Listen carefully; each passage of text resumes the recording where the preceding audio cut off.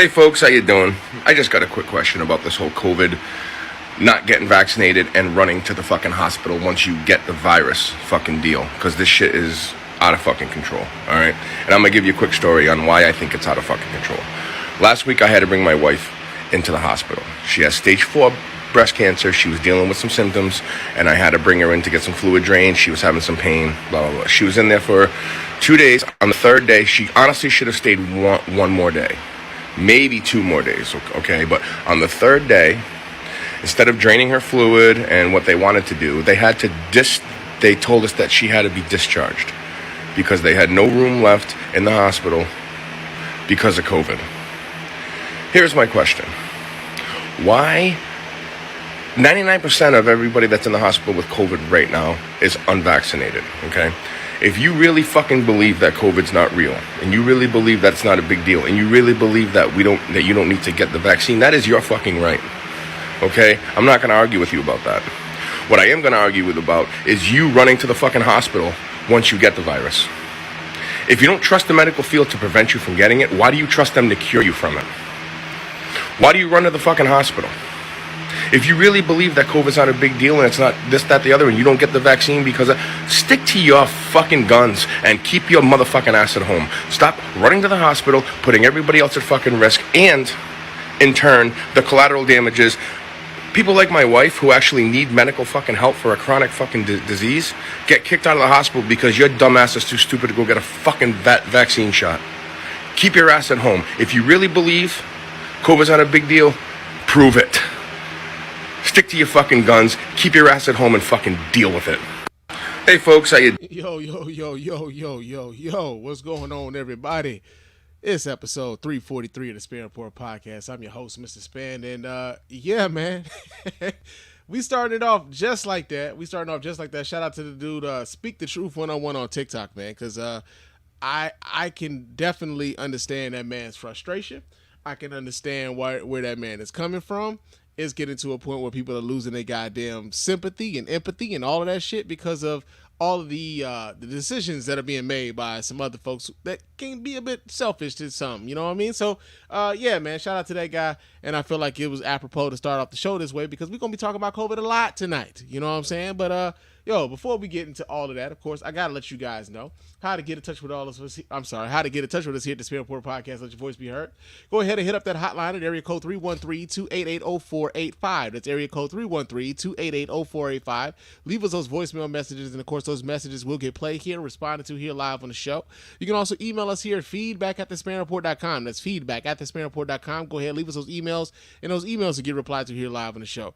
Follow me on Twitter and Instagram. My name on both of those platforms is Mr._Spann. You can go ahead, follow me there, chop it up with your man Spann throughout the week.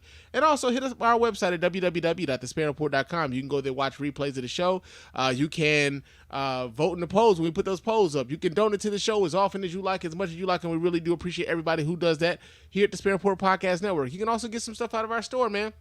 Let's support us in that way. Get yourself a t-shirt, get yourself a coffee mug, get yourself like a hoodie or whatever else, man. We got some stuff in the store. We really would appreciate everybody who would go over to the store and help us out in that way, man. Real talk. But man, 5-star reviews, I'm sorry. 5-star reviews also. We really appreciate those from iTunes and or Stitcher Radio. Those 5-star reviews are the ones that get right here live on the show. And like I said, we really appreciate everybody who goes about the minutes of doing that. Doesn't cost you a dime, just a couple minutes of your time to let everybody know why you're rocking with us over here at the Spann Report Podcast Network, man. But man, Spann's rusty. You know, it's been a minute. It's been a few weeks since the last time I talked to you guys, man. There's been a lot of shit going on, man. A lot of things I haven't had a chance to speak to, and some of those things I probably won't have a chance to speak to because, time is limited. Everybody ain't got it all day. I don't either, But, I've been away from the mic quite a bit these last few weeks, man. It's been very busy. The month of August is a very busy one for me. Real talk, I think from here on out, I may just take the entire month of August off because there's always so much going on, man. I got married in August of 2015, so it's my anniversary. I usually go out of town for my anniversary. It's also the month that my mother passed away, so I'll be in my head a lot of times, man, around this time of year, because I'm thinking about that. It's also the time that my grandmother also passed away this time last year. So A lot of things going on. I've been out of town. Work has been like kicking your boy's ass, man. Real talk. Like, I was going to give you guys a show last weekend, and then the storm came through the Detroit, Michigan area, like the greater Southeast Michigan area, and knocked 630 some odd thousand people out of power. And yo, your man Spann was I, I was at work, man. I was at work. Your man Spann put a 29-hour shift in, y'all. Yeah, 29 straight hours, bro. Like and it's not so much like the physicality of the job at that point, right? And most of it is just like, yo, man, I got to sit up in this truck and stay up, right? I got to get up in this truck and stay up. And so, yeah, man, that's part of the reason why I have been away from the mic, man. I was away in New Orleans. I went to New Orleans for my anniversary. I was working like double shifts, triple shifts and shit at the job, man. It's been a whole lot, man. Going forward, like August might be a break month for your boy. You know what I'm saying? Because I feel as though August is it's a trying time over here in the Spann household and for me personally. So going forward, I may just take I may take the next August off like completely. But yo, man, a lot of shit has been kind of going on, and we're gonna speak to it and we're gonna get to it and everything else. But I got a few random thoughts that I've been thinking about over the course of the last few weeks or whatever. It's not a lot of them, I've been real busy, you know what I'm saying? I've been real busy, but it's not a lot of random thoughts, but I got a few of them, man. And of course, because we're talking about COVID and everything else, man, my first random thought is basically like, yo, when did freedom become synonymous with stupidity, man? You know, like I get it that, like, we're in a time now, man, where everybody equates everything to their own personal freedoms and shit. Everybody is like so up in arms about their freedoms being infringed upon, about how their rights are being taken away from them. And this is how a lot of these motherfuckers have never really dealt with any problems at all. You know what I'm saying? Like, if this, like, having to wear a mask at a grocery store is like the biggest problem you ever dealt with. Like, damn, like I would love to have lived your life. If this is the bane of your existence. I have to wear a mask at fucking Kroger's? This is bullshit. I demand to speak with a manager. This is bullshit. This is against HIPAA, and this is against my personal freedoms, and I demand to speak with a manager. Because this is bullshit. This is America, and we don't have to do this. Right? You got a lot of people who are operating in such a way. And is I don't get it, man. Like, actually, I kind of do. So, in a way, we have kind of gotten away from valuing education in the way in which we should. There was a lot of talk about defunding the police over the course of the last year or so, after the death of George Floyd and the racial reckoning that happened over the course of the last year or so. There's a lot of talk of that. And conservatives by and large were offended at the mere thought of, like, we're gonna take money away from the police. But ironically, conservatives have no compunction at all about maybe taking away funding from schools if they decide to have a mask mandate. Like, taking away money from schools is their solution, right? We have been dumbed down systematically over the course of some years now, and what we're finding now is, like, with the internet the way that it works. A lot of people who weren't necessarily the greatest students are trying to educate themselves on the internet, and these are the results that we're getting. Right? You got a bunch of people out here who weren't that great a student at school are suddenly experts in every fucking thing. You got experts in foreign policy, you got experts in epidemiology, you got experts in politics. Everybody's a fucking expert in everything now. All you gotta do is pull out that phone and figure out whatever fucking topic it is and become an expert on it. So yeah, man, it's funny, like, freedom has become synonymous with stupidity because a lot of these people don't even know that what they're saying is wrong when they're saying it. So, man, that was one of the things I was thinking about, man. Another thing I was just kind of thinking about, man, and I think I may have said this before, but I can't remember. With the way that the internet works now, and with so many people deciding that they, aren't necessarily open to the idea of getting vaccinated against COVID-19 right now, and because, there is a what can we call it? A valid concern amongst the black community when it concerns the history of medical malfeasance against the black community, right? A lot of that has been weaponized against us. And the way that the internet works right now is that they no longer have to Tuskegee us. We will Tuskegee our damn selves. The Tuskegee experiment was the denial of treatment for those men for syphilis, right? It was the denial of that treatment. It wasn't the giving them vaccines or anything else. It's like they told those dudes they had bad blood. That's what they told them. That was the official diagnosis. They had bad blood and they was going to treat them for it, but they didn't treat them for it. And so now you got people who were just like, yo, man, I don't trust the government. I don't trust these vaccines. And so I'm not going to take these vaccines, despite the fact that, many of these same politicians have been jumping the lines to get it. Some of them are already getting the booster shots and everything else. We're denying ourselves that treatment.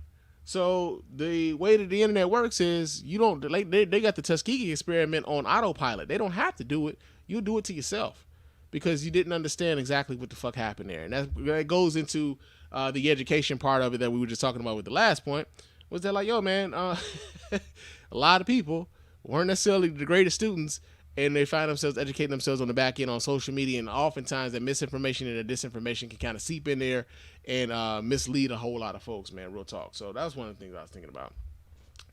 Another thing I was thinking about, though, real talk, man, this is a very serious thing, and I think I would implore all of you guys to really pay attention and stay woke to this, is that Big Milk Crate, man.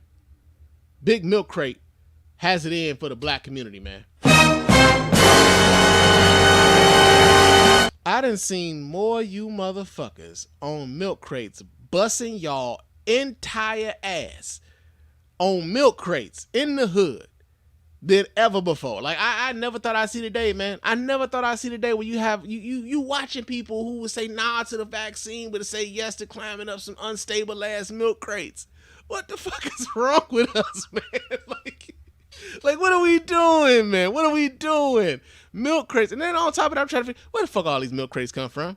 Like, for real, are y'all really going to the grocery stores and robbing them of all the milk crates so y'all can come up with these little pyramids so y'all can put these pyramids up and make, people walk up these milk crates and shit and bust their ass for the entertainment of the world? Like, because real talk, I mean, the shit is kind of entertaining and watching people bust their ass. I don't know what it is about people falling and busting their ass, but it's entertaining.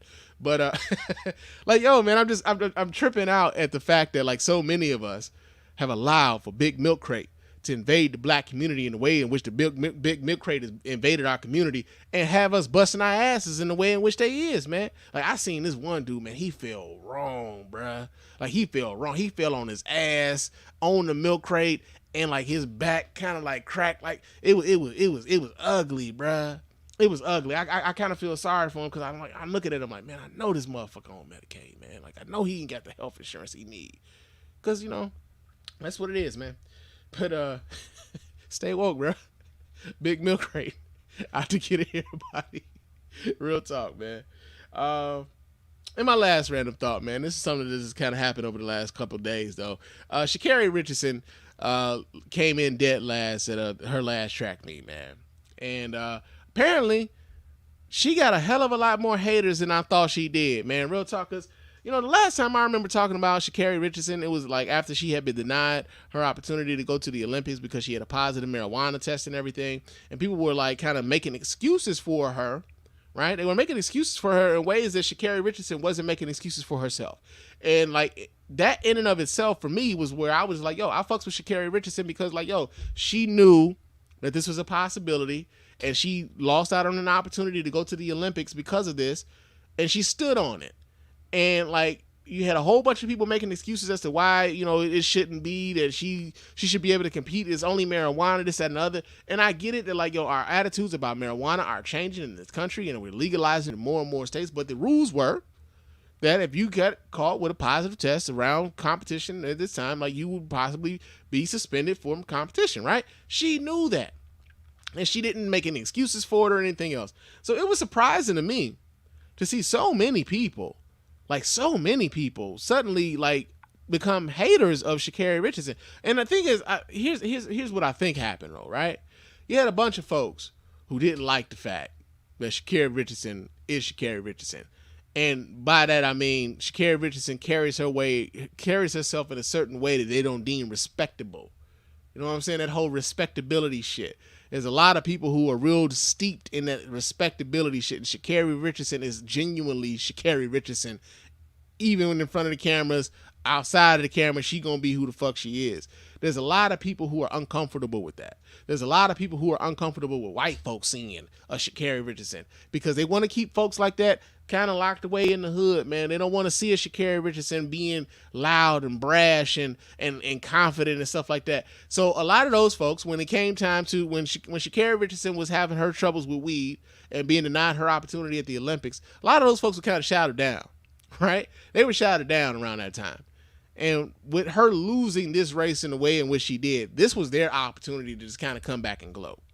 That's really what this is, man. It's a whole bunch of motherfuckers who hated her from the beginning and hated how she represented herself, who were kind of shouted down by all of the people who were openly rooting for Sha'Carri Richardson, who were now like, see, this now is our opportunity. And like, ultimately, it's like, yo, man, y'all forgetting the fact that this is a young 21-year-old person.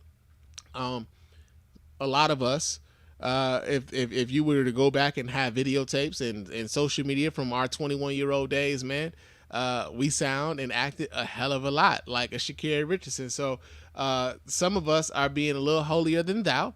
Some of us are forgetting where the fuck we came from. And it shows, you know? So, yeah, man, those have been my random thoughts. But, yo, it's time for us to get into the news.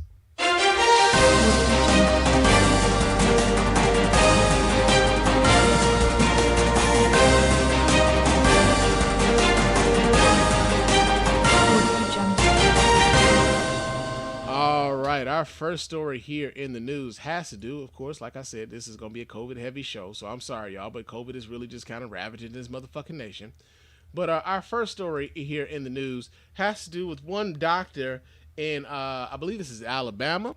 There's one doctor in Alabama who is saying, yo, if you ain't vaccinated, I ain't treating your ass. Well, that'll be a monkey's bare-assed uncle. Yeah, man, we get the story here. This comes out of Fox10Phoenix.com. It says that patients of an Alabama doctor have until October 1st to become vaccinated against COVID-19, according to multiple reports. Dr. Jason Valentine posted a photo on Facebook that showed him standing next to a sign saying unvaccinated patients will be turned away beginning October 1st, according to that may be Alabama.com and the Charlotte Observer. Effective October 1st, 2021, Dr. Valentine will no longer see patients that are not vaccinated against COVID-19, the sign read. The post is no longer visible and may have been taken down. Fox television stations contacted the doctor's office for comment, but they hung up on us once we identified ourselves because it was Fox News. I guarantee you it's because it's Fox. What the hell is going on? Is my wife down there having a party? Hold on a second. Hold on. She got the TV banging. I get it now. When I'm watching the news and shit with the surround sounds on and she be telling me to turn that shit down, I get it now. I totally get it. I'm going to have to text my wife and tell her to turn that shit down because this is crazy. Hold on a second, y'all. This is crazy. Okay.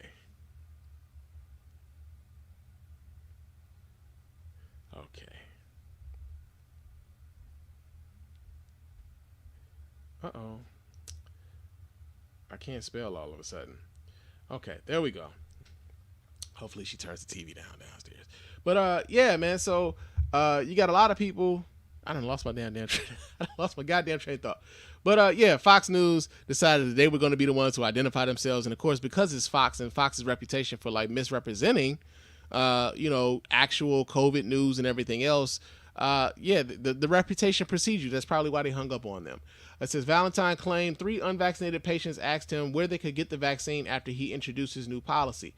No conspiracy theories, no excuses, just where do they go, he wrote, according to reports. Valentine said he will be accepting proof of vaccination from anyone who wishes to remain under his care.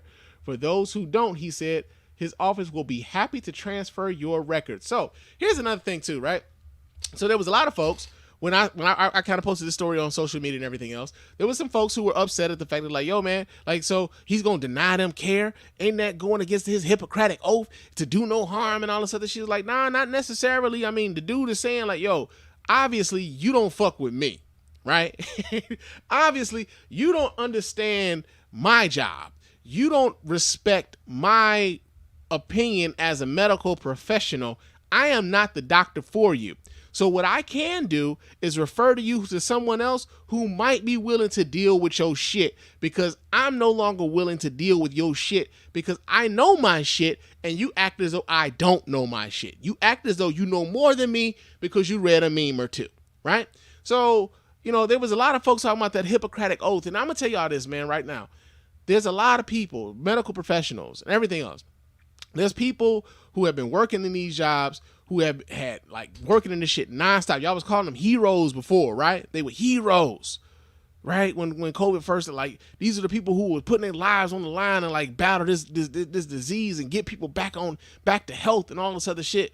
And now y'all are treating these people, the people who are out here battling the shit, they don't know what the fuck they talking about, right? I know more than they do because, I read up on some shit.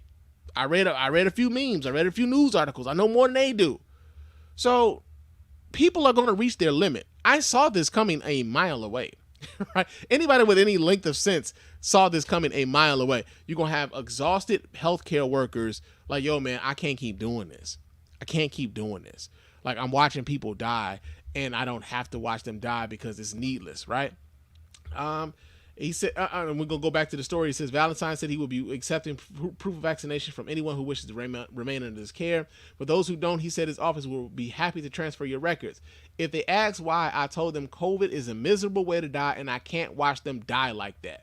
Critics of the move have sought vengeance through online reviews because, it's not like he's actually providing you terrible care. You just don't like the decision that he just made. A doctor should never try to bully his patients into a vaccine. It's not bullying you. That's not bullying you. See, this is the thing.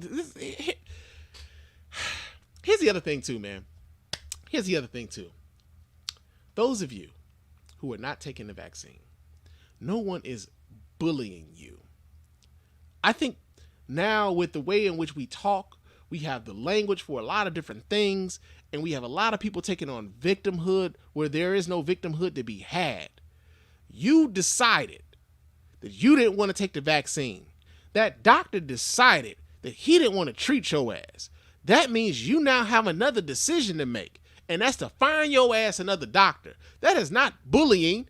That is the consequences of your decision, the consequences of your action. Nobody is bullying you for shit. Y'all are not being bullied. People are making decisions. Y'all are making decisions. Other people are making decisions. The decisions that they're making might not necessarily be advantageous to your ass. It's not bullying. Y'all aren't fucking victims. And this is the part that's really starting to get a lot of folks. Their patience is wearing thin with y'all. Their patience is wearing thin because y'all are trying to frame this as though people are you're being put upon. No, motherfucker. Society is ready to move on, but y'all not allowing society to move on because of these backwards ass decisions y'all are making. That's the bottom line for what it is. So they also said, hope patients find better health care. Plenty of doctors to choose from in Mobile, one person said in their 1-star review. Even so, those applauding Valentine's policy flocked to his review to boost his score. Kudos to you, Dr. Valentine, for caring about your patients and staff. Another user said in a 5-star review, I hope your colleagues follow your example. And I'm going to tell y'all this right now. It's going to be a whole lot of doctors, whole lot of healthcare workers at a certain point, man, that's going to look at you unvaccinated motherfuckers coming through the hospital, and they're going to ask you whether you're vaccinated or not. And if you say no, they're going to just straight up tell you, turn your ass around, nigga. They're just going to tell you to turn your ass around. That's what it's going to be. They're going to tell you to turn your ass around because it's getting to a point where they don't even have the room to treat you. Some of this ain't even about whether or not they like the fact that you are unvaccinated or they got an opinion about it. They literally don't have anywhere to put you motherfuckers. That's what it is. So yeah, man, kudos to Dr. Valentine, man. You won't see unvaccinated folks. Some of you guys are looking at this as, their Hippocratic oath. Speaking of which, before I move away from this, that's the other part about this that's pissing a lot of folks off. That's pissing a lot of people off who feel as though they've done the right things. Is that a lot of the unvaccinated people feel as though no matter, they're in a very privileged position. They're speaking from a very privileged position. And I say that because there are nations around this world that don't have the access to the vaccines in the way in which we have access to the vaccines. right? We are awash in vaccines. We have so much vaccine that sometimes the vaccines go bad because people aren't taking them, right? But the thing is that you have a lot of unvaccinated people who are making this decision in the vacuum that no matter what, they believe that somebody is obligated to take care of them no matter what decision they make. And I believe that if you were operating under the auspices of like, yo, man, I need to make the best decision for me, otherwise I'm fucked, then we wouldn't necessarily see as many unvaccinated folks, right? A lot of these folks are actually who are operating as though, yo, man, I can make this decision because no matter what, somebody got to take care of me. I can roll into the emergency room. I can roll into a doctor's office. They got to put me somewhere. They got to treat me. It's against their Hippocratic oath. And operating like with that mentality is what's making people resent you. Like people are starting to resent these folks. Healthcare workers are starting to resent these folks because it's like, yo, man, like I wanted to help people, but I'm not here to help people who voluntarily put themselves in harm's way, right? You're not a firefighter. You're not a police officer. You're not serving the public good by getting yourself sick. That's not what you're doing. And so many people have opted to like act as though they're doing themselves a service or they're doing the community a service by not getting vaccinated. And then they want to act when these rules started relaxing, right? When the rules started relaxing as far as like, you know, you don't have to wear a mask if you're vaccinated. You can go to restaurants and you can go into these bars and stuff without a mask if you're vaccinated. A lot of the people who were not vaccinated just said, fuck it, I'm going to act like I'm vaccinated and take my shit off too.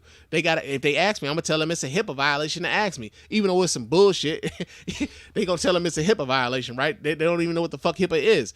But they started acting as though they could just move in the ways in which the unvaccinated, in the ways in which the vaccinated were. And now we're looking at a Delta variant, which we didn't necessarily have before because there's so many people still unvaccinated.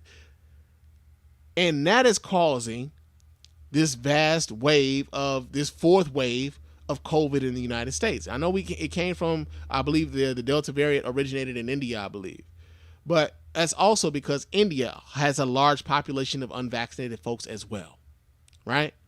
So when they say this is a pandemic of the unvaccinated, when they say that this is like the hospitals are filled with the unvaccinated, that's what the fuck they're talking about, right? It's not to say that like if you have COVID-19, if you've been vaccinated, or better yet, it's not to say that if you've been vaccinated that you can't catch COVID-19. That's never been the mantra. That's never been what they've said, that you couldn't catch it, that you were immune from it. They never said that. No one's ever said that, right?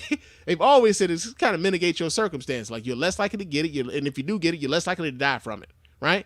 You're less likely to have to go to the hospital from it. And that's still true, by and large. That is still true, by and large. But now we're spreading it more because it's a mutated version of this virus. And so, yeah, man, again, like I said, shout out to Dr. Valentine, because I know at a certain point he's not going to be the only one. He might be the first domino to fall, but there's going to be more to come up, man. Real talk. Another story that we got here concerning COVID-19 has to do with the fact that 1.2 million people have already went out and got their third COVID-19 vaccine, man. And real talk, this just like got him. Got him. I feel like that's how a lot of people who've already got their third COVID vaccine feel that they did to the government, right? So we get the story. This comes out of WXYZ.com. It says, for many of us, it's hard enough to keep track of, oh, you know what? There's video to this. Let me go ahead and pull this video up so you guys can watch right along with your boy. Hold on a second while I pull this up here. All right, let's do this. All right. Okay, here we go. The decision to get unauthorized booster shots. Good evening and welcome to 7 Action News at 11. I'm Carolyn Clifford. And I'm David Llewellyn. The CDC did approve a third vaccine shot for some people with compromised immune systems. And tonight, Governor Gretchen Whitmer issued this directive to the State Department and other agencies to move as quickly as possible to begin administering those additional doses. The booster will be available to anyone who is eligible effective tomorrow. But those booster shots are not recommended for the general public. And tonight we dug a bit deeper and learned more than 1 million people have somehow already received the unauthorized third doses. 7 Action News reporter Brett Cass spoke to one of those people right here in Michigan. Brett. For weeks now, we've heard from Pfizer that a third dose may be needed. And instead of waiting for FDA approval, more than 1 million Americans, including some here in Metro Detroit, went and got it. Number one and number two. It's hard enough to keep track of one vaccine card, but Ken Straith now has 2. That's Pfizer, dose 3. Last week, he received his third COVID-19 shot after getting his first 2 Moderna shots in Ohio in the spring. Yeah, so that's one thing I thought was very interesting about this story, is that apparently there isn't a national database as to who's been vaccinated, right? So which is interesting because you had a lot of conspiracy theory folks who was like, yo, man, they're going to track us with these damn vaccines, man. It's how they track you. It's the 5G, right? They don't even know who the fuck has what where, right? They don't know. Every state apparently has their own database. And if you go to another state, motherfuckers have found a loophole. If you can get to another state, you can go get another vaccine from another state. And that's how these motherfuckers have been going out here getting these third shots. It went fine. I mean, I went into my local drugstore and a couple miles away and said I was here for a vaccine. After filling out a form, Kent got his shot despite already being fully vaccinated. At every turn, I was expecting there to be some sort of national database that they were going to say, oh, you can't do this. But there's apparently not. Vaccines in Michigan are put into something called the MICR system. In an email, the Michigan Department of Health and Human Services said there may be situations where access to our MICR system was not available at the time of vaccination and verification could not occur and an additional dose might have been administered. This is not what is per CDC current recommendations and would be considered a medical error. So if somebody comes in and just said, no, I've never gotten it before, I'm not sure that they're checking to see that. Dr. Matthew Sims with Beaumont Health says while not recommended, getting an extra shot shouldn't pose an extra risk. Generally speaking, these are incredibly safe vaccines. And when you got 2, they were safe. And if you get 3, it's probably safe as well. The CDC estimates that roughly 1.2 million Americans like Kent have already received a third dose without approval. But the CDC's director says doing so makes their job harder. It does undermine our ability to monitor safety in these contexts, so we are asking people to follow our guidance. Current guidance allows a third dose for those with weaker immune systems.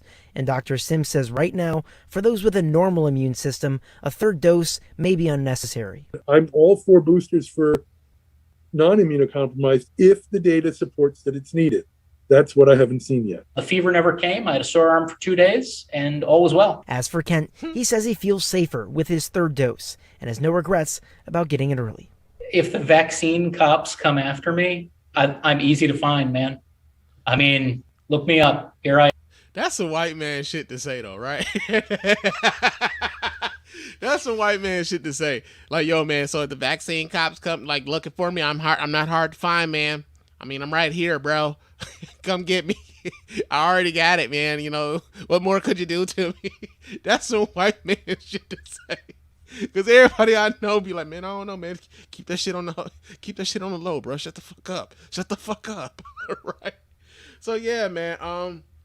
They say 1.2 million folks have already gone and gotten what they would consider a booster shot. I know that they said that booster shots would be recommended for the immunocompromised, some of our senior citizens. They would be prioritized over everyone else, as they should be. But yeah, man, it's a bit unethical. You know what I'm saying? If I'm keeping it 100, it's a bit unethical to jump the line like this.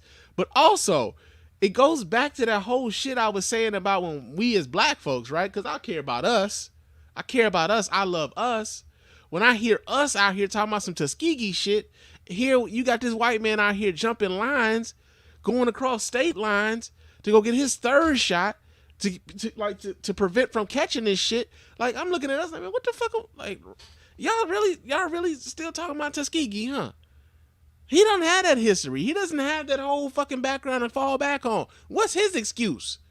Right? He's clamoring for a third shot. Meanwhile, you back here denying yourself any level of protection outside of maybe wearing a mask if y'all wearing them, right? Like, come on, man. But yeah, man, that's in the news, man. 1.2 million Americans have already received a third, although unauthorized, COVID-19 booster shot, right? Real talk. So that's in the news. Another story that we have here in the news, and like I said, the news is pretty much COVID news, man. Real talk. Sorry for those of you who may want something different, but it is what it is right now. I'm just sorry. It is, man. But here in Michigan, apparently, the insurance companies are also putting the squeeze on, right?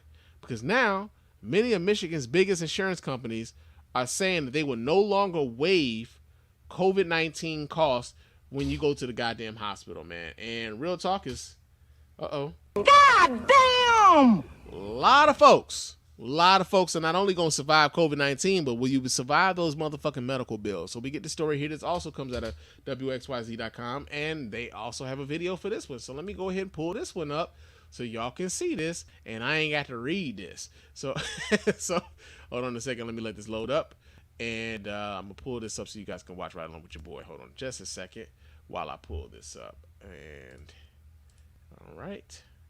Do that there. Come on. Tab. Bam. Bam. Let's go. Co-pays, deductibles, and other costs for COVID-19 related hospital stays. But now with vaccines widely available, those insurance providers are saying it's time for patients to start paying. A doctor came in a spacesuit and not just a mask and said, "Mr. Parker, we need to give your lungs a rest." And I was like, "Well, what does that mean?" He's like, "Well, we need to intubate you." It's been more than a year since Linus Parker of Novi was diagnosed with COVID-19. He spent 80 days in the hospital, 32 of them on a ventilator. I was like, "Wait, ho. Intubate, that's pretty serious." I said, "Well, what are my alternatives?" And then he said something I'll never forget. He said, "Well, Mr. Parker, this is your best chance for survival." Although he survived, Parker spent months relearning how to walk and eat. To this day, he still has to sleep upright and has damage to his vocal cords and diaphragm. Okay, let's talk about that for a second. Many times when we talk about COVID-19 and whether or not folks catch COVID-19 and everything else, ultimately we always like kind of talk about this in in very stark terms. Mostly it's like, yo, did you die from it? Did they die from it, right? Like, it's survivable. Like, people, like 99% of people to survive COVID-19. What are they surviving with, right? What are they surviving with? Do they have to be on a walker? Do they have to relearn how to walk and how to talk and all this other shit? What are they surviving with? And then when they do survive, because they went to the hospital, because they didn't take the shot that they could have taken for fucking free, now they've got medical bills that they probably can't pay. And now the insurance companies are saying, like, yo, all those COVID-19 related charges that we gave y'all before, like that we paid for, y'all didn't have to pay for any of that. Yeah, y'all about to be responsible for some of that now, man, because this could have been prevented. While his insurance company was waiving many costs, the severity of his situation was still costly. Anytime a specialist came in, that was out of network, right? So that's above and beyond. And there, even though it was COVID related, there were still some additional charges that we were responsible for. According to research done by Blue Cross Blue Shield, the average cost for a hospitalized patient with COVID could reach as high as $45,000 and over $100,000 for patients in the ICU. Throughout the pandemic, Blue Cross Blue Shield of Michigan says they paid $750 million for COVID treatment, and roughly $250,000 of their members paid zero. No costs. And if you're on a ventilator, you could have been in there a month, 2 months, 3 months, and that's expensive. That's 6, sometimes 7-digit care, and totally waived all the costs. But come October 1st, that is coming to an end. The company will no longer waive all costs, but will continue to cover vaccinations, which they say could prevent those fees altogether. 95, 96, 97% of those that are in the hospital, those are those that are unvaccinated. So if we can actually get to the unvaccinated, get them to realize the importance and the safety of the vaccine, we'll be able to, that's how we're going to beat this. According to a study from the Kaiser Family Foundation, or KFF, more than 70% of insurance companies who originally waived those costs no longer do, with many more like Blue Cross, HAP, and Priority stopping in the next 2 months. the COVID hospitalizations are considered largely preventable. And so the insurance companies may no longer be facing the same pressures to cover cost sharing for patients who may be hospitalized for COVID treatment as opposed to other patients. KFF estimates the average out-of-pocket. Now, the other part about this that I want to make clear too is that my understanding of how they're speaking on this is that this is specifically for the unvaccinated folks, the people who haven't taken any precautions, the people who haven't taken any sort of steps to prevent themselves from catching COVID-19 and having those fees waived. Those who have, like, because again, this has been preventable. Like the vast majority, overwhelming, over 99% of the people who are in hospitals right now with COVID-19 are unvaccinated. So a lot of these insurance companies are looking like, listen, like, did you get the shot? If you got the shot, maybe they'll mitigate a lot of those costs. But if you didn't, oh, you could have avoided this shit. This here is like completely like you didn't even have to be here. You chose to be here. So yeah, go ahead. Like he got it. He good. We ain't covering that shit. We're not waiving those fees anymore. That's what it's basically boiling down to. And I know like a lot of folks, man, are on some shit like, yo, man, I believe in my immune system, man. I believe if I just work hard, man, and like, you know, boost up my immune system, I got to eat well and work out, man. You know what I'm saying? Keep myself in tip-top physical condition, man. I'm going to be all right. COVID-19 ain't going to get the best of me, man. You know what I'm saying? Or better yet, you got some other folks who are very spiritual. And they going to tell you, man, the Lord got me. You know what I'm saying? The Lord done seen me through a mighty long way, bruh. You know what I'm saying? The Lord seen me when I was on my knuckles, man, trying to get out the mud, bruh. The Lord got me, man. And meanwhile, the Lord looking down at you like, man, nigga, did you read any of my books? Like any of them? Like for real, fam? Like you ain't read shit, bro. Like you just out, the people treating the Lord like he just out here like giving out just vibes. That's what the Lord is for a lot of y'all right now, man. He just vibes. You know what I'm saying? And so like it's as though y'all don't remember like verses where the Lord, they were like, yo, man, don't test, like you don't test the Lord and all this other stuff, right? But also, why is it that y'all have so much faith in God, right? And you're talking to somebody who also believes in God, so like miss me with the bullshit. But you got so much faith in God, and yet you don't believe that God somehow made it possible to give these doctors and these specialists and these scientists the knowledge to treat this fucking disease, right? You get all this faith in your immune system and the Lord gonna see you through and all this other shit. And yet somehow you don't believe that God gave these people the ability to kind of treat you to make you whole. Or better yet, to prevent you from suffering in the first fucking place. Make it make sense, man. Because real talk, I'm a little tired of you motherfuckers using God to like kind of like, you know, explain your dumb assness. I'm real like it's an offense to those of us who are like somewhat intelligent, who also believe in God. Because I don't believe my God wants me to be a dumbass. I really don't. I don't believe my God wants me to just be out here saying stupid shit as a representative of him. No, I don't believe that. You know, so like it's just real weird, man. Like, and these insurance companies about to make y'all pay. These doctors about to stop treating y'all. Like, jobs about to stop hiring y'all. It's getting real out here. It's a lot of people out here that's like, yo, man, we tired of waiting on these motherfuckers. We got to move on. That's what it is. We got to move on. So yeah, man. Yeah, that's in the news, man. Insurance companies getting tired of y'all shit, bruh. They're like, yo, man, we came out of a lot of money. Came out of a lot of money for you motherfuckers. We ain't doing it no more. So yeah, man, that's in the news. Another story that we got here in the news is, let's see. This actually is very, very, very apropos for what we're talking about right now. So we've been talking about the vaccines and everything pretty much. I've been talking for 44 minutes and we still in the news, right? But so lots of the reticence that a lot of folks have about getting the vaccine is that we hear all the time and we're like, shit, the vaccine ain't protecting y'all from nothing. You know, it's people in the hospitals from the vaccines, man. Like, you can still catch it, you can still spread it and all this other stuff, right? Like that y'all think it's because y'all vaccinated, y'all ain't gonna go to the hospital, this, that, and the other, right?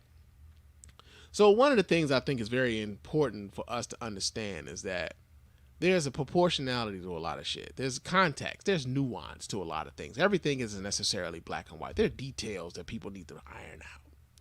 And oftentimes, man, what you find out is that most people don't read past the headlines of many of the damn news stories that they come across. They see the headline. They are ready to respond. They are not ready to read to understand. They are ready to read to respond. That is what the modus operandi is for most motherfuckers on social media, and it's part of the reason why I'm just like kind of giving up on going back and forth with motherfuckers on social media. It's like, yo, you gonna get what you gonna get from me on the podcast. I am no longer going back and forth with you niggas on social media. That is not my MO anymore. I used to, man. I used to be like really ready to be in the thick of that shit. No more, man. I think I'm retired. I think I'm retired from that. But so I wanted to know what is the percentage of the people who have been vaccinated, who are dying from COVID-19, who are being hospitalized with COVID-19? What are the percentages of that? Because everybody's walking around, everybody's suddenly, everybody, like, I know a few people and I see a few stats on Facebook and I see a few tweets on Twitter, and folks are talking about how, like, yo, man, my cousin's baby mama's sister caught the COVID, man. She fully vaccinated. Why should I get it? She gonna get it and all this other stuff, right? Excuse me. So I was curious, how many of these folks are ended up in hospitals? How many of them are dying from COVID-19? And ironically, some new shit came out just today, right? So we get the story here. This comes out of CNN.com. Less than 0.001% of fully vaccinated Americans died after a COVID-19 breakthrough case, the CDC data shows. Let me read that again. Less than 0.001%. Nigga, you know how infinitesimally small that is? Like, come on. But we're going to read the story here. Like I said, this comes out of CNN.com. It says less than 0.004% of fully vaccinated against COVID-19 experienced a breakthrough case resulting in hospitalization, and less than 0.001% died from the disease, according to the latest data from the U.S. Centers for Disease Control and Prevention. The data highlights what leading health experts across the country have highlighted for months. COVID-19 vaccines are very effective at preventing serious illness and death from COVID-19 and are the country's best shot at slowing the pandemic down and avoiding further suffering. The CDC reported that 6,587 COVID-19 breakthrough cases as of July 26, including 6,239 hospitalizations and 1,263 deaths. At that time, more than 163 million people in the United States were fully vaccinated against COVID-19. Most of the breakthrough cases, about 74%, occurred among adults 65 or older. These vaccines work, man. The fucking vaccines work. Like I like those odds. I like those odds, man. And what they've been saying from the very beginning when it came to these vaccines was that they were going to prevent you from possibly having to go to the hospital. You had a lesser chance of first of all, you had a lesser chance of actually contracting COVID. But even if you did contract COVID, you had a lesser chance to go to the hospital. You damn sure had a lesser chance of dying. And overwhelmingly, that shit has remained true. So despite all of these headlines that y'all read, get to the fucking story. Read the actual articles so that you understand what the fuck is being sold to you. What you understand what is being told to you. Understand how this news is being disseminated. Stop reading the fucking headlines. Read the goddamn story. Read the goddamn story. So it says, since May, the CDC is focused on investigating only hospitalized or fatal COVID-19 cases among people who have been fully vaccinated. The agency said the data relies on passive and voluntary reporting and are a snapshot to help identify patterns and look for signals among vaccine breakthrough cases. To date, no unexpected patterns have been identified in the case demographics or vaccine characteristics among people with reported vaccine breakthrough infections, according to the CDC. The agency shared a study this week that showed the Delta variant produced similar amounts of virus in vaccinated and unvaccinated people if they get infected. experts continue to say that the vaccination makes it less likely that you'll catch COVID-19 in the first place. But for those who do, the findings suggest they could have a similar tendency to spread it as the unvaccinated folks. See, the key here is this, is that if you're vaccinated, you are more likely to not even catch COVID-19 to begin with, right? Which means you will be less likely to spread it if you don't have the infection. I had a back and forth with one of my friends, man, on Twitter, and we kind of went back and forth on this. And I hope my brother's listening. I hope my brother's listening, because these were the things that I was trying to explain to him on Twitter. Like, yo, man, like this is what has been the medical experts' opinion from the jump when these vaccines became available. And many folks are still walking around with, well, shit, man, if it don't prevent you from catching it, man, then what the fuck, man? Like, why even get it? It's like, nigga, you wear a coat in the wintertime, bruh, to keep it from being cold. Does it always work? No, but you put that bitch on, bruh. You put a seatbelt on when you get in the car to keep your ass from dying in a car accident. Does it keep everybody from dying in a car accident? No, but we wear them bitches. Like, all of a sudden, like, we have become so fucking enamored with this idea of freedom that we forget all of the other mitigating shit that we do in order to protect ourselves. And suddenly, mask and vaccine have become something that you feel is a violation of your fucking rights. What's wrong with us? Real talk. What's wrong with us? And the other part about it is this, and this is something that I have been thinking about for quite some time, man. So we were talking about a few years ago, not even a few years ago. I want to say I talked about this a couple of months ago. We started talking about, not like in relation to like the elections and things like that, how, social media have been weaponized against, certain communities to get them to vote a certain way and to get them to think a certain way. And as far as how, whether or not it was Donald Trump or Joe Biden or Hillary Clinton, whatever the case may be, right? And how there were social media actors or bad actors who were pretending to be people that they weren't in order to promote certain messages and put out disinformation and everything else, and how these algorithms in the social media have kind of helped promote certain messages that before probably wouldn't reach these people in the ways in which they would, but now these social media algorithms are like targeting you with this shit constantly, right? For one, we would be remiss if we thought that shit stopped. Right? We would be remiss if we thought that shit stopped, that because Donald Trump somehow, lost the election, that somehow those same bad actors have stopped trying to manipulate and, misinform and disinform folks from how this COVID-19 pandemic is affecting us. And misinformation and disinformation is it's insidious and it's dangerous.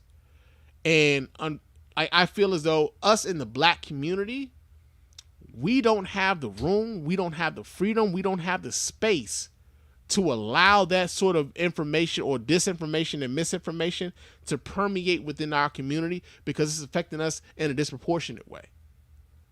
From the very jump, I remember like when like vaccines and stuff became available, and when they were being when the vaccines were being made overly available in places where the people were most affected, you had a whole bunch of like white folks in way out places that weren't necessarily affected who were upset. They're like, yo, why y'all sending all those vaccines out to Detroit? We need this shit out here in Milan. We need it out here in Kalamazoo. We need it out here in Bay City, like all these places, right? I remember seeing them like, yo, why y'all sending it to them niggas in Detroit? They don't want, like, and suddenly we act as though we don't need it. We act as though we don't need it. And it's been mind-boggling to me to kind of watch how the rhetoric, like all of y'all are saying the same shit. It's amazing. And y'all don't realize it. But all of y'all are kind of saying the same shit as far as like why you don't want it, and not recognizing where that misinformation and disinformation comes from. And that's the most frustrating. That's the most frustrating aspect of it for a person like myself, who is watching friends and family, people I love, out here repeating this bullshit. That is the most frustrating thing, to watch your family and your friends like kind of like act like they don't want to be here no more, because you want them to be here. You love them. You fucking love them. You want them to be here. You don't want to lose nobody else. So many of us lost so many people last year that we didn't have to, or we shouldn't have had to. And so now it's becoming a thing of like people are like checking out of here, and oftentimes it's because of the choices that they made. And it's sad, man. It's sad. But yo, that's been the news.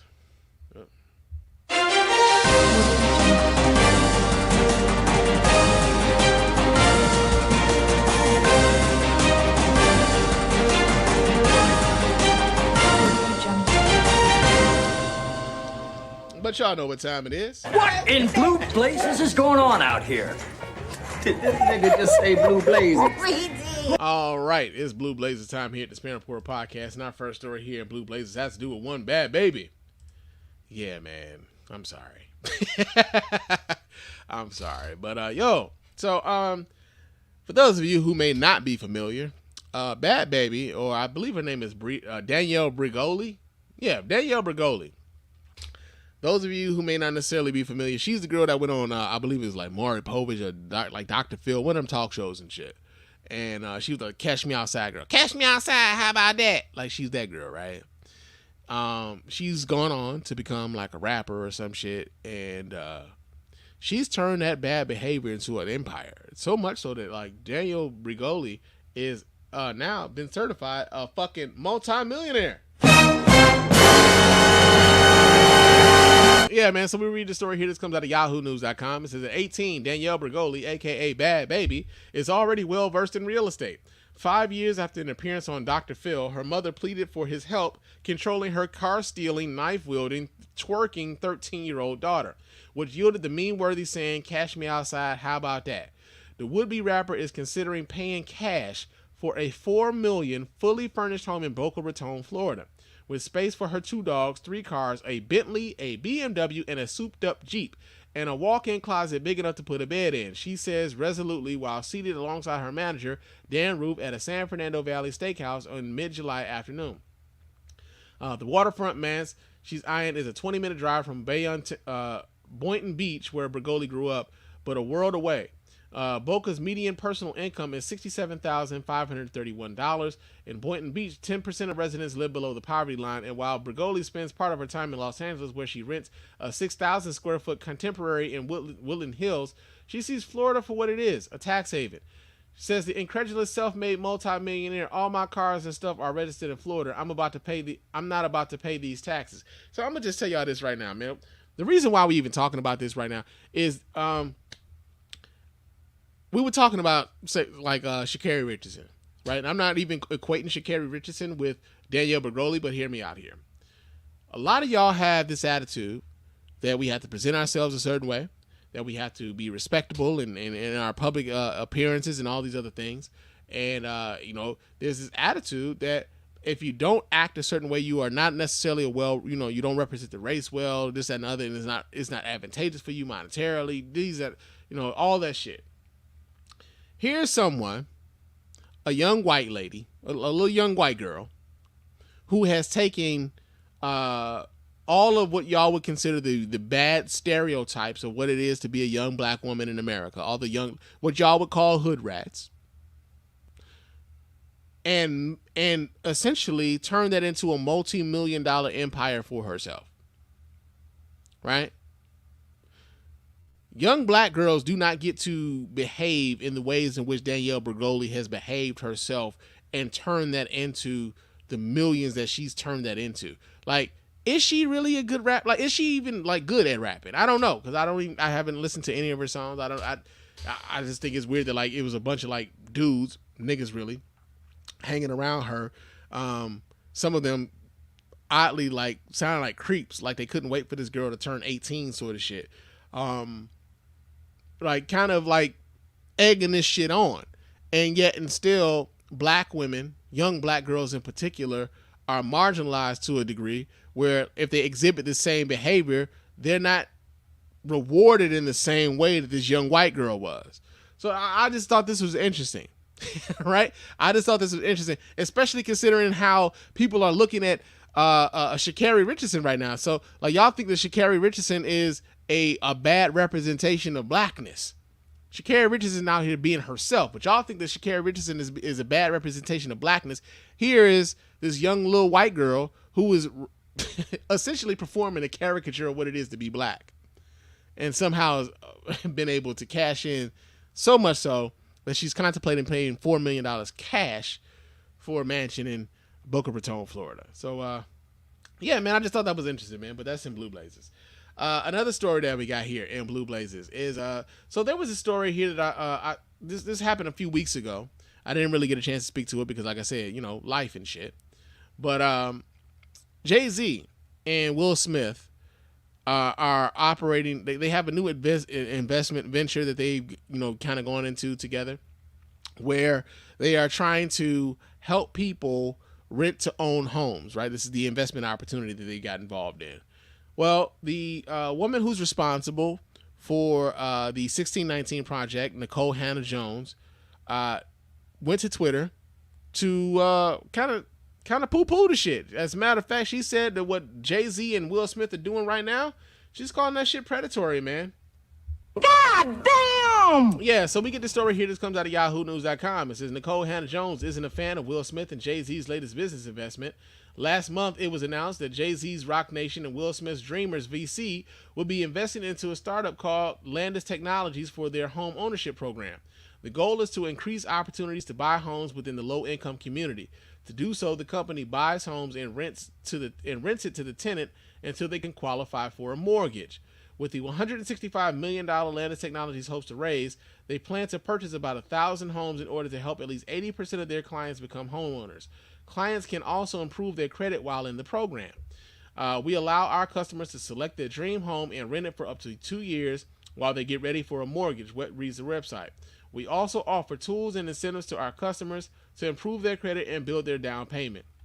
On Twitter, Jones called their program predatory and said this isn't the answer to increasing home ownership. Credit counseling is not what will take low-income renters to homeowners, wealth will, Jones tweeted.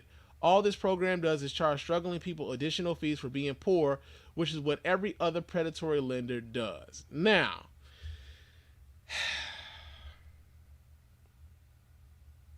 all right, I have tremendous respect for Nicole Hannah-Jones.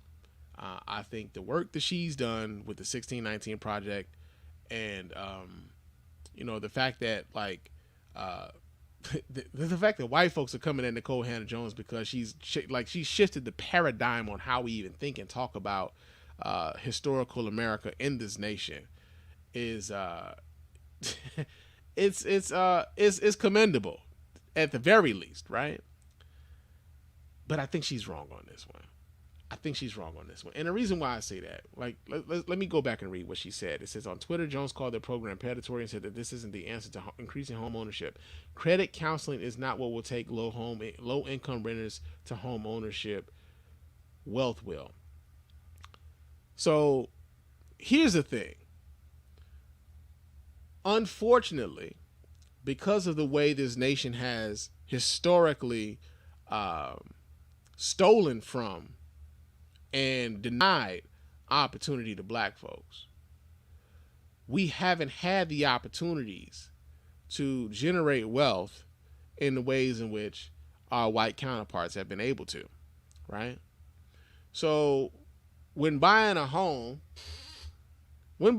typically what happens is, a lot of white folks can, oftentimes just get the money from their parents.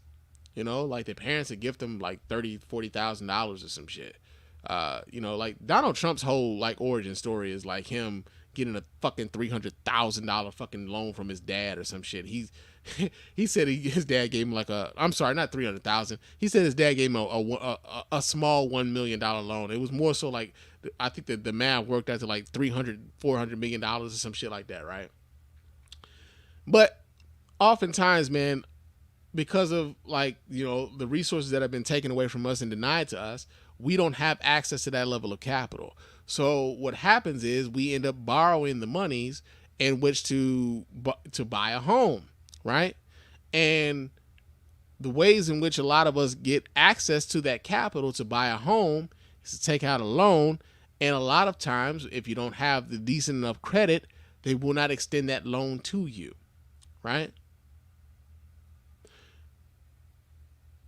I've been very transparent with my, home thing and like what it took for me to buy a home and the impetus that even made me, like that even started me even trying to get my credit right, was me being denied an apartment, despite the fact that I made 5 times what they needed as far as income was concerned. I made 5 times what the income requirement was for that place, and they still denied me because it was because of some shit that was on my credit. I had to get my credit right before I could even just like embark on the whole home ownership thing. I was looking to rent an apartment. They told me no. Right? So, I honestly think that like to say that this is predatory is a bit hyperbolic. And I think it misunderstands, how, unfortunately, I think it kind of misunderstands how people, especially those of us in the Black community, are able to generate wealth. A lot of us are generating wealth through things like home ownership and life insurance, right? You get a home that appreciates in value, and at a certain point, maybe your family sells that home for more than it was worth, and therefore, it's kind of a springboard for them, right? And much the same way, like, you die, and you have a life insurance policy that pays off all of it. Maybe you pay off all of your debts, and like there's money left over to like kind of springboard your family to another level, right?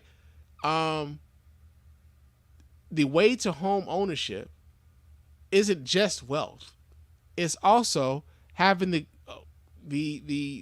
credit rating that would allow for someone to loan you the funds to get a home, right? Now, the other misconception that a lot of folks have about buying a home, is that like, so yeah, you bought the house or whatever, but like, the bank own your house, man. Like you don't really own the house. The bank own your house. Like, no, you owe the bank some money, but the bank's name ain't on the deed to your crib. Right? You have a separate loan with the bank. The bank owns your debt, right? That's what you own. But like when you make mortgage payments on your house, if your house appreciates in value, the bank don't get that, you do. If you are making mortgage payments on your house, you can write that shit off on your taxes. The bank don't get that, you do. So there's a misconception as to like how we even think about home ownership. And for a long time, man, I always like I had the same sort of like understanding of it before I was a homeowner. So now that I am a homeowner, I'm looking at this like, man, this may be what sets my family up going forward after I'm long gone from here. Because now, like, that's the other part about it. Like, I'm at a point in my life now where I'm thinking beyond myself. We got to start thinking beyond ourselves. And so, yeah, man, I just think that, like, calling this predatory was, like I said, I think it was hyperbolic, and I think the system was wrong here. I still respect that sister tremendously. I think her work is amazing. But I think this one here, I think she missed the boat. I think she missed the target, and it's unfortunate. But, that's in Blue Blazes, man. To call that shit predatory, I thought it was, like, kind of whack. If I'm being honest, man, I thought that's kind of whack. But, that's in Blue Blazes. Another story that we got here in Blue Blazes has to do with one OnlyFans, man. So, apparently, OnlyFans had told these motherfuckers that they're not going to put porn on their site no more. They not gonna allow porn on their site. And I'm gonna just be real honest with y'all. That's the dumbest thing I've ever heard in my life. No wonder you get D's and everything. Yeah, man. Porn made OnlyFans, okay? But we get this story here. This comes out of TheVerge.com. It says that OnlyFans to prohibit sexually explicit content beginning in October. Everything's starting in October. Niggas can't go to the doctor. You can't watch porn on OnlyFans. October is lit. There's a whole bunch of motherfuckers reaching their limit. But it says video sharing site OnlyFans, best known for its creators' adult videos and photos, will prohibit sexually explicit content starting October 1st. First reported by Bloomberg, the company says it's making the changes because pressure from its banking and payment provider partners through a BBC investigation found that the company had been lenient on creators who had posted illegal content. In order to ensure the long-term sustainability of our platform and to continue to host an inclusive community of creators and fans, we must evolve our content guidelines, OnlyFans said in a statement emailed to The Verge. Creators on the platform will still be allowed to post nude images as long as they comply with the site's acceptable use policy. More information will be made available in the coming days, the company added. OnlyFans remains committed to the highest levels of safety and content moderation of any social platform. However, according to the BBC, the site's moderation hasn't been up to that standard. It reports that a compliance manual instructed employees to give users 3 strikes, even if the content was being removed, even if the content that was being removed was illegal. The BBC also reports that more successful accounts, which had a larger subscriber base, were handled by a separate team and given additional warnings when they broke the site's rules. OnlyFans claims more than 2 million creators who it says have earned more than $5 billion on its platform and 130 million users. Last year, the site generated $2 billion in sales, of which OnlyFans receives a 20% cut. The company is seeking investors at a valuation of more than $1 billion, but has had difficulty attracting investors, according to a report from Axios, mainly because of the proliferation of porn on the site. Axios notes the company didn't mention pornography at all in its pitch deck to investors. So, here's my thing. The one thing that's very interesting about OnlyFans is like it became synonymous with porno, right? Like there were other creators that were on OnlyFans. Like there are other kinds of creators that are on OnlyFans that aren't putting out any pornographic material whatsoever. But the minute you say that you have an OnlyFans, the first thing that people think of is the porn because yeah, right. But the other part about it is, if they were allowing illegal materials to be disseminated on their website, that's fucked up. Let's just call that shit what it is. That's fucked up. I don't know if they're talking about child porn. I don't know if they're talking about any sort of like illegal like fetish sort of like porn or whatever else. I don't know. But if they were allowing illegal shit to be transmitted or disseminated amongst their site, yeah, that's fucked up. The other part about it is this though, is that you've got people who are sex workers who have actually been able to make a significant living off of their OnlyFans pages, who are now going to have to find someplace else to post their content. So here's the other part, right? Because I saw a lot of folks celebrating this shit. Like I saw a lot of people who were like, yo, let's just keep it a buck. There's a lot of niggas out here that don't really like women. Y'all don't like women in the ways in which y'all say y'all like women. And the reason why I said it is that like, y'all really are resentful of the fact that women are making money off of their image, off of their bodies, off of the thing that you want, right? You want to look at these women. You want to have sex with these women. You want to be with these women. But the fact that they're asking you for money makes you resent them because it's probably money that you don't have at the moment to spend for them, right? So now they're the problem because you are a broke motherfucker and you can't spend the money on to see some titties. You know, everybody loves titties. You want to see titties, but you ain't got the money to see titties. And now you mad that you ain't got the money to see titties, so now you upset at them, right? And so now, because you ain't got the money to see titties, and they want you to pay money to see the titties, and then the site is like allowing them to charge you the money to go see the titties, you upset that or better yet, you happy at the fact that they can't charge you no more to see the titties. Like, and then you love the niggas who go to their sites and like screenshot or record their shit and then put it on another site so you can watch it for free, right? Because of the entitlement that you niggas have to these people's or these women and their bodies and everything else, the entitlement that you have. So I saw a lot of motherfuckers celebrating this, right? Y'all don't really like women the way y'all say y'all like women. Y'all just like what y'all could do with a woman sexually, but y'all don't necessarily like women as people or as human beings or whatever else. The other thing though is y'all act as though because OnlyFans is like the premier one or the one that everybody knows, that there aren't going to be other websites that kind of pop up that allow for them to like kind of just continue on the way to which they did. Right. So yeah, OnlyFans goes away. They won't necessarily allow for this, but there are other sites waiting in the wings, man. There were other sites already, right? There were other sites already. I think there's one called what What's another one? I don't know because I don't really frequent. You know what I'm saying? I don't really frequent. But like, there's other sites, man, where they can go and post their materials and stuff like that, and you have to pay a subscription and everything. Something similar to OnlyFans.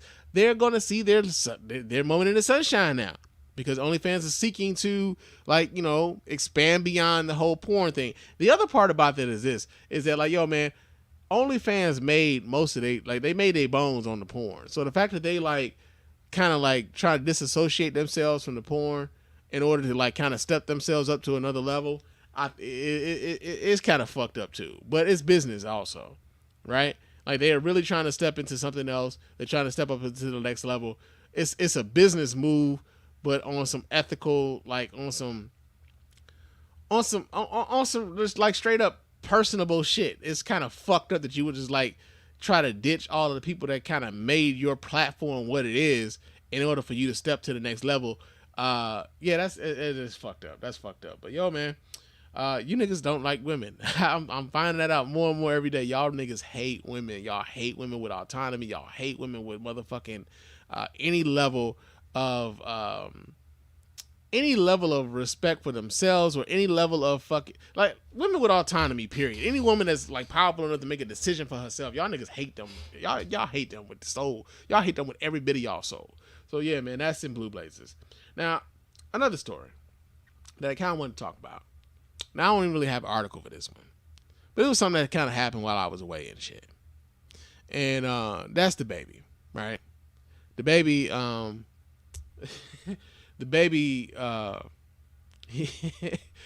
nigga said some dumb shit about gay folks, those of the LGBTQ community, at a concert. I forget exactly what the festival was.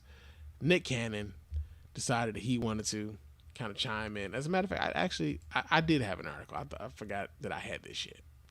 But Nick Cannon, who has been what y'all would call canceled somewhat, actually has something to say about the fact that the baby is being canceled, so to speak. So we get the story here. This comes out of entertainmentweekly.com. It said Nick Cannon has called for the cancellation of the baby, following the 29-year-old rapper's homophobic and factually inaccurate remarks regarding the health of people living with HIV and AIDS at Miami's Rolling Loud Music Festival on July 25th. The Masked Singer host, who was fired from his post on the comedy improv show Wild 'N Out on July 2020 after making anti-Semitic remarks about Jewish people on his Cannon's Class podcast and YouTube show, appeared on Monday's episode of The Breakfast Club, during which he called for the baby's patience in handling the controversy surrounding the baby. First of all, I think not only the black community, and I've experienced it, but definitely just men, a lot of times we have that ego. We believe apologizing is weakness, when it actually takes great strength to step up to anyone to say I was wrong, he said around the 53-minute mark in the video. Admitting that though he agrees that the baby statement were incorrect, he thinks that he would benefit from a period of growth similar to what Cannon experienced after the misunderstanding of his own situation. I know, baby, that's a strong brother. That man just lost his pops, his brother, all the things that he has been through, and still have to that big smile that he has every day, knowing everything that he comes from. All right.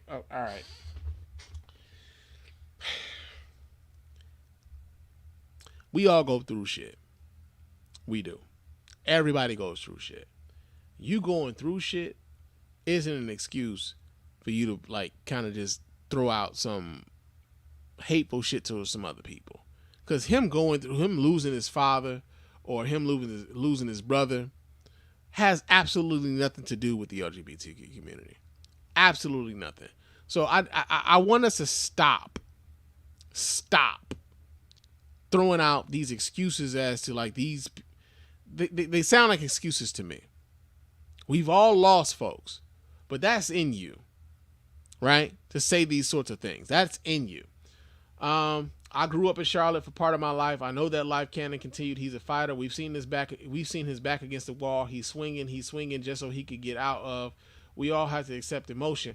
He added that apologizing is an action, and that repenting or atoning is next level because it involves patience and understanding along with education. But he doesn't think the responsibility should fall solely on the baby's shoulders. I challenge all those people who actually want to cancel somebody, and even specifically in the baby situation, let's use this as an opportunity for education, because that's what happened in my scenario where I was still stuck. My scenario to where I still stuck true to the truth. My minister told me that I don't ever want a falsehood to come out of my mouth. So if I'm saying something that is not correct about your community, show me where I'm incorrect. Correct me. Doesn't that sound a hell of a lot like Sharon Osbourne on was it The Talk after she was accused of some educate me, don't you dare cry, educate me. It's like, I think at a certain point there's a lot of marginalized people, whether they be of the LGBTQ community, whether they be of the Hispanic community, whether they be of the Asian community, whether they be of the Black community. There's a lot of marginalized folks who are tired of having to educate motherfuckers about them being stupid. Like, yo, man, the information is out there. As a matter of fact, you've heard other people say, like, yo, that's kind of fucked up. Just being around, like, people, period. At a certain point, you've heard people say, yeah, man, that's kind of fucked up. We don't do that shit no more. We kind of off that. Right? This whole, yeah, man, y'all need to educate them, man. You know, not all this canceling shit. And, like, here's the other thing, man. Like, can we stop calling consequences a cancellation? Because that's what the fuck is happening here. The baby is being met with consequences for his actions, right? He said something against a marginalized group. Said marginalized group held him accountable for the shit that he said about them. And now we think that he's being canceled and he should be counseled as opposed to canceled. Like, nah, man, he's suffering from the consequences of the shit that he said. That's what it is. He's not being canceled. And this is the problem that I'm starting to have with a lot of people throwing that cancel culture shit around, is that anytime any of these celebrity motherfuckers fuck up and consequences start coming down, suddenly we call that shit cancellation. Nick Cannon wasn't canceled. The nigga is right back to hosting fucking Wild 'N Out. He's right back to that Cannon's Class shit. That was a postponement. That was a break. The nigga wasn't canceled. So there's that thing. But also, I saw a lot of folks talking about whether or not, the baby was canceled because he's black, or you could talk shit about black women. You could talk shit about, the hood. You could talk shit about black people, but don't you dare say anything about gay people, because the gay mafia come after you. Which is the most ignorant shit in the world, bruh. Part of the reason is this. You motherfuckers are actually cool with the shit that the baby has been saying for quite some time. I ain't seen none of you motherfuckers out there with a picket sign talking about some the baby is out here disrespecting black women. I ain't seen none of you motherfuckers out here talking about some the baby is out here disrespecting the black community. I ain't seen none of you motherfuckers out here saying you're not gonna listen to the baby's music because the baby is out here doing these exact same fucking things. None of you motherfuckers who are out here talking about some the baby is being canceled because he has the audacity to say anything against gay folks because the LGBTQ community was like, yo, man, that was foul what you did. We are a people right now, this community is people that are like, yo, Snoop Dogg, who's called Black Women, Bitches, and Hoes Forever, is considered a legend now. Too Short. What's my favorite word? Bitch. Don't you want to say it like Short? Legend now. Right? We consider these dudes legends. We put these motherfuckers up on pedestals. Right? And yet and still, we act as though like saying things like you got other people who like don't necessarily put these motherfuckers up on the pedestals that we do. So when you say that, like, yo, you can say all this shit about black women, like you look very silly to say that, like, yo, you can say all this shit about black women, you can say all this shit about the black community and nobody does anything when you've been celebrating this exact same shit. We've all kind of taken part in this. I grew up on this music. I know exactly some of the foul shit that they said. There's music that I used to listen to that I can't anymore. My sensibilities are different. The way I think is different. My body different, man. I'm moving different. Right? So, like, it's just been weird to me to, like, watch people say, like, yo, he's being canceled and it's because of the gay mafia. And like, yo, man, like, you've got people who aren't tolerating that shit. That's what it is. And they have it like, yo, we just pull our money from that. We ain't got to pay for this motherfucker to come over here and fuck with us and disrespect us. We ain't got to have that. We could put somebody else in there. Why we gotta have this motherfucker anyway? Isn't there somebody else who's rapping the same kind of way and shit? Them niggas all sound the same. Right? So yeah, man. I'm just saying, man, there's this thing we got, man, where we feel like we have to coddle black men. We don't need coddling, bro. Some of us, like, this nigga don't necessarily, like, y'all talking about he needs education in much the same way that Sharon Osbourne is talking about to educate me with her racist shit. Like, nah, bro. Like, you gonna get the education, but you're gonna catch these consequences too. And that's what it is, man. That's what it is. So, yeah, man. That's been Blue Blazers. What in blue blazes is going on out here? Did this nigga just say blue blazes? But y'all know what time it is. That I'm proud to be an American, where at least I know I'm free. That's enough of that shit. It's proud to be an American time here at the Spann Report podcast. And our first story here in Proud to be an American has to do with one, unfortunately, Candace Owens.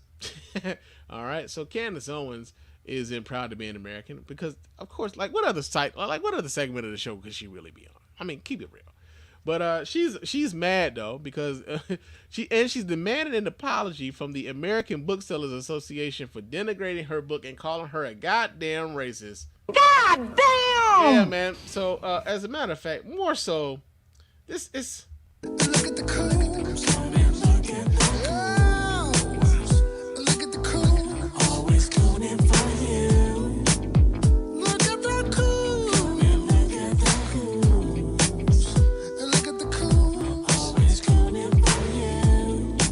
All right, so we get the story here. This comes out of rawstory.com. It says, as Levinson knows Judge Nichols is a Trump supporter. Wait a minute. Is this the same fucking story? No, this doesn't seem like the same story at all. Wait a minute. What the hell are they doing here? Okay, here we go. It says conservative commentator Candace Owens fired back at the American Booksellers Association and its CEO Allison Hill after the organization apologized for mistakenly promoting her book Blackout: How Black America Can Make Its Second Escape from the Democrat Plantation. That's so disrespectful, man.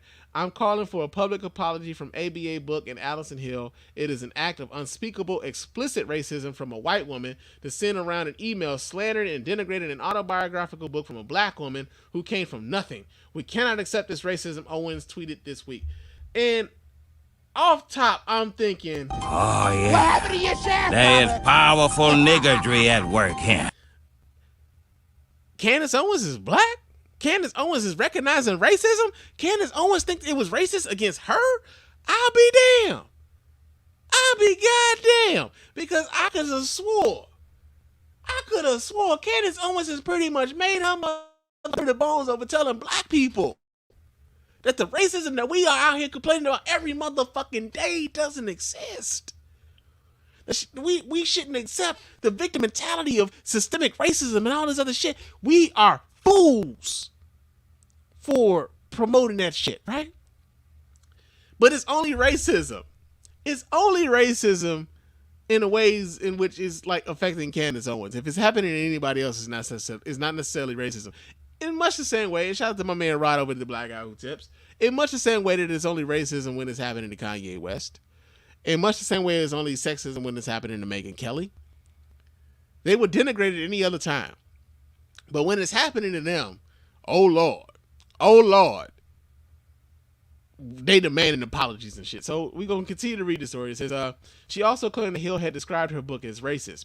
In July, the association confused Owens' book with another book with a similar title, mistakenly promoting her book to hundreds of bookstores.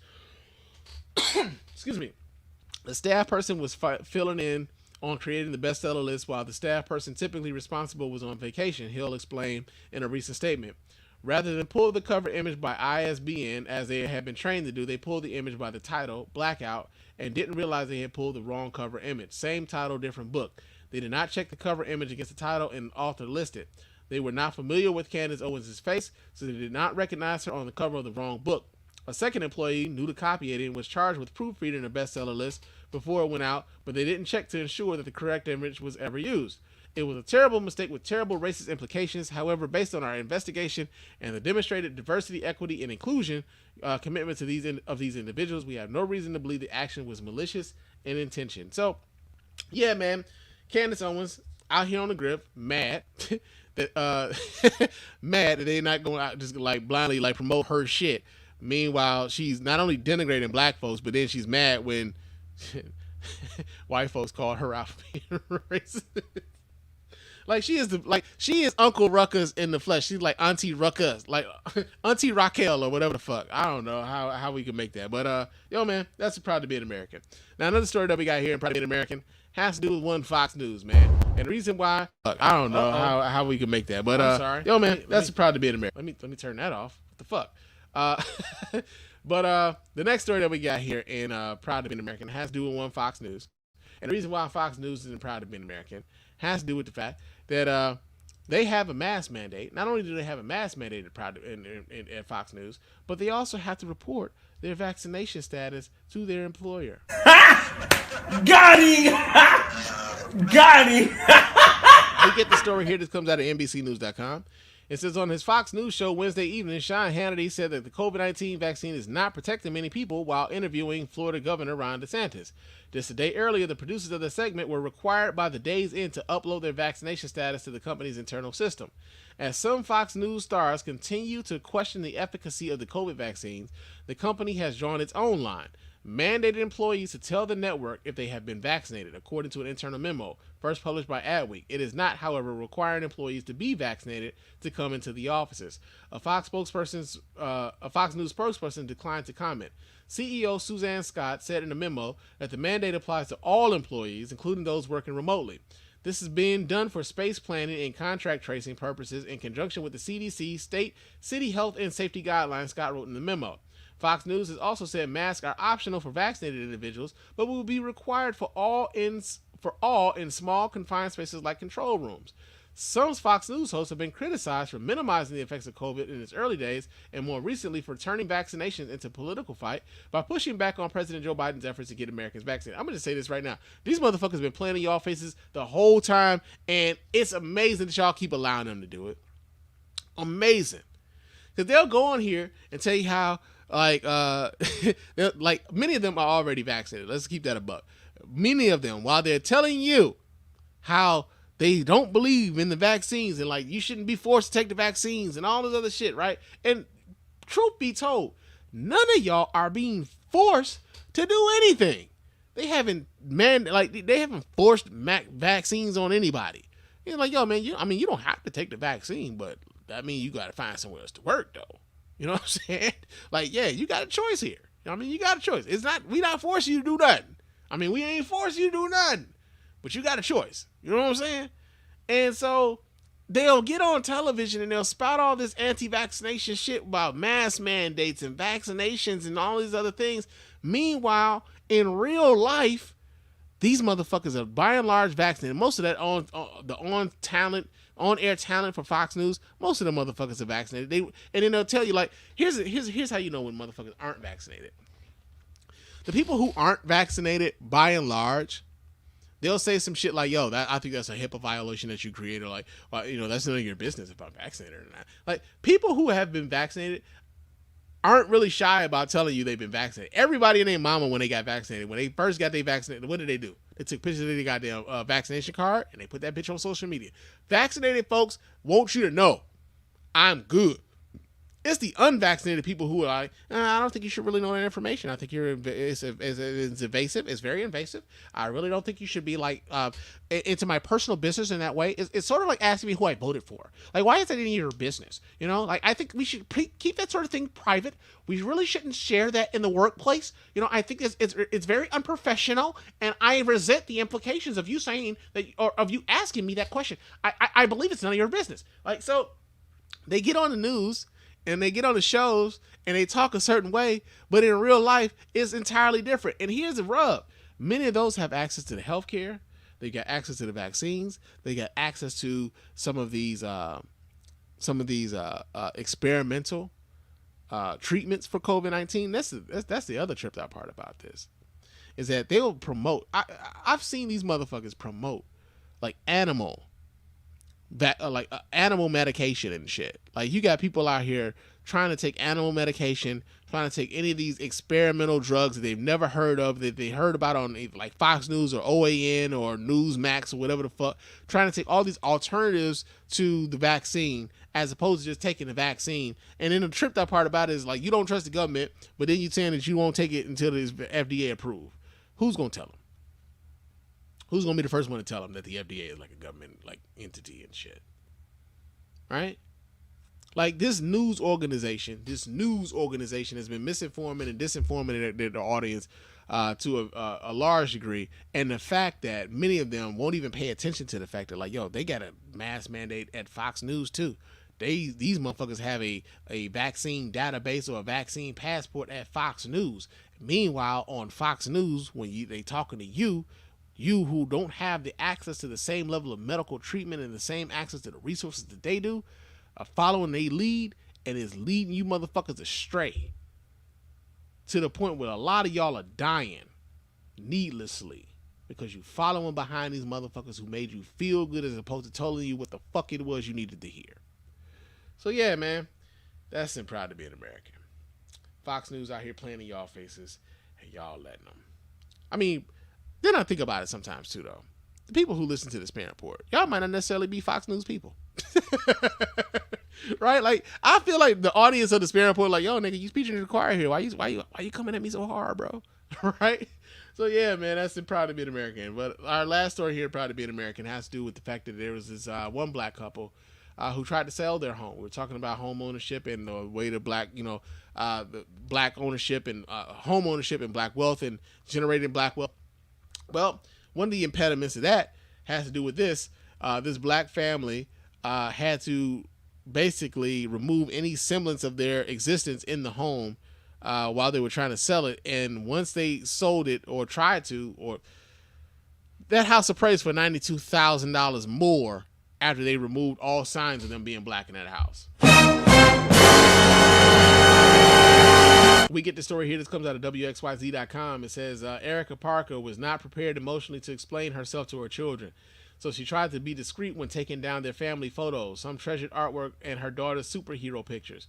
Her 6-year-old saw her, though, and asked, "Mommy, what are you doing?" "I had to just talk to her," Parker recalled, and say, "We've talked about this before. Sometimes because of the color of our skin, we get treated differently."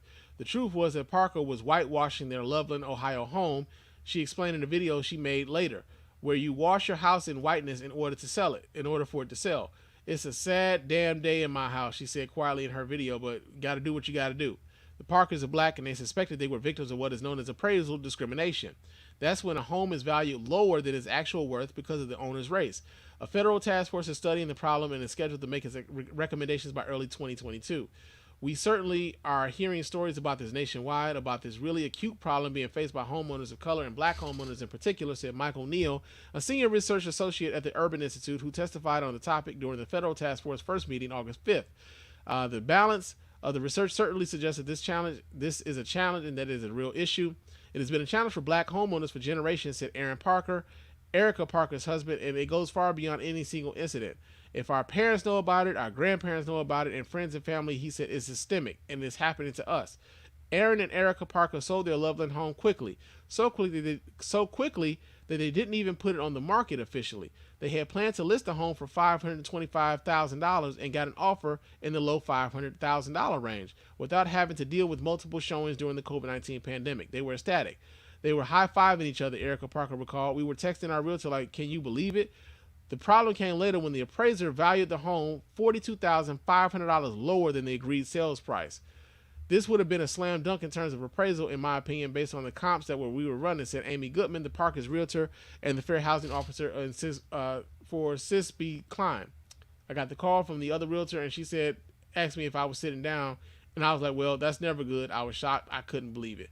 We've seen stories like this. I think we talked about a story like this where there was another sister who had tried to sell her home, and she had her friend's husband pose as a homeowner in her home, only to find the home appraisal values go up when they assumed that there was a white family living in that home. This is a systemic issue, and this is the thing that I think is predatory. You know, and like I said, respect to Nicole Hannah-Jones, but this is the predatory part of it. The fact that they would devalue a homeowner's home because of the fact that they were black folks living in it. I think that's the predatory thing, not so much trying to get black folks' credit in a right position to where they qualify to buy a home, but to devalue that home because a black family lived there.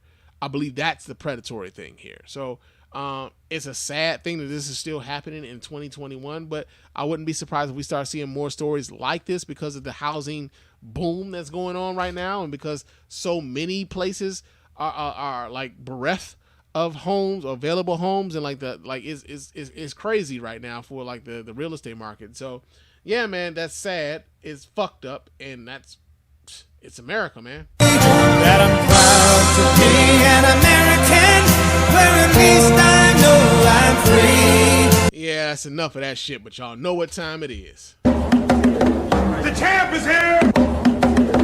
The champ is here! The champ is here! The champ is here! All right. It's Champ of the Week time here at the Spann Report podcast, man. And our champ of the week this week is none other than a fellow by the name of Elvis Summers, man. Elvis. Yeah, man, Elvis. Elvis is the champ of the week this week here at the Spann Report podcast. And the reason why Elvis is the champ of the week this week has to do with the fact that this dude took a small, like, here's the thing. Sometimes it's not the amount of money that you give. It's not the fact that you gave the money. It's the effort and the thought that went behind said giving of money. And Elvis Summers saw a homeless person sleeping in the dirt near his home. And what he did was he built a tiny house. He built a tiny house to get this homeless person out of the elements and give them a place to call their own. I'm gonna read the story here. This comes out of news91.me. It says Elvis Summers became accustomed to letting the homeless woman on his block, Smokey, go through his recycling. She would stop by his Los Angeles apartment often, and the two would talk.